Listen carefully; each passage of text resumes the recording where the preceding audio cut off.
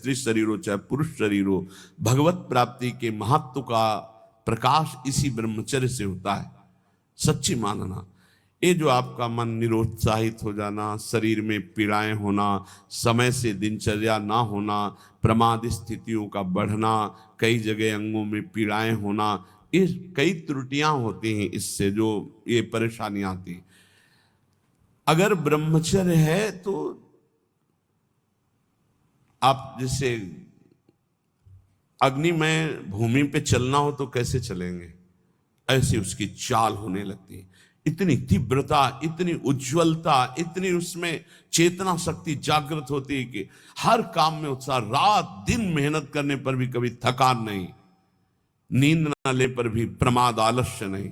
बहुत से महान सद्गुण ब्रह्मचर्य में चले। आज के डॉक्टर जन जो शास्त्र को नहीं जानते हैं, वो कहते हैं ब्रह्मचर्य छीण करो नरक मिलेगा जैसी शिक्षा दोगे।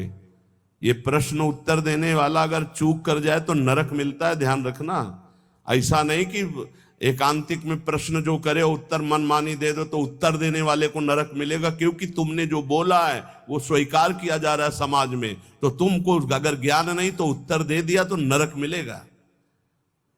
ये बिना शास्त्र सम्मत उत्तर देने वाले, इनकी नारकी गतियां होती हैं।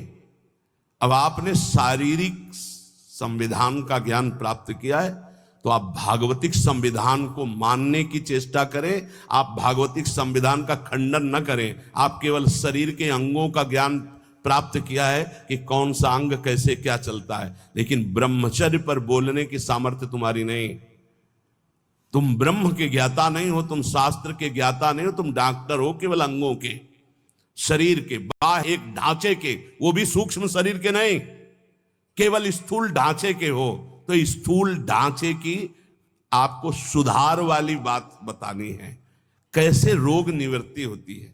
ब्रह्मचर्य नाश करना, ये तुम कौन से सिद्धांत से बोलते हो, किस सिद्धांत से? छोटे छोटे नवीन अवस्था के बच्चे तुम्हारी बात मान करके और नष्ट होते चले जा रहे हैं। 8-8 बार 10-10 बार वो ऐसी चेष्टाएं करके इस दशा को प्राप्त हो गए कि सामने आके कहते हैं, एक अधिकारी का बच्चा हो, अधिकारी भी बैठे थे अपनी पोजीशन में, सिर्फ आपका वीडियो सुना तो आपको बताने आया हूं, मुझे बचा लीजिए। ऐसे बैठे तो बिल्ला लगाए, मुझे बचा लीजिए, नहीं मैं अपना शरीर दे आऊंगा। नहीं नहीं बच्चा, नहीं, बिल्कुल नहीं, तुम बिल्कुल ठीक हो जाओगे। तुम एक बार हिम्मत करो, हमारी बात को मानो। हमारे पास कोई औषधि जादू टोना नहीं, केवल हमारी बात मान लो, भगवान तुम्हें शक्ति देंगे, तुम इससे निकलो। ये मन जब बहुत, तो भगवान छूट दे देते हैं। देख लो, जब तुम्हें घृणा हो जाए, जब तुम्हें लगे कि नहीं करना चाहिए, तो मुझे बताना, मैं तुम्हें सामर्थ्य दे दूंगा।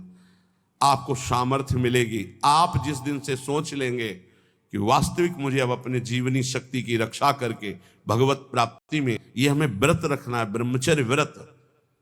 अलग अलग ब्रह्मचर्य व्रत है। गृहस्थ में शास्त्र सम्मत एक पत्नी व्रत और संतानोत्पत्ति के लिए ऐसा संविधान किया गया है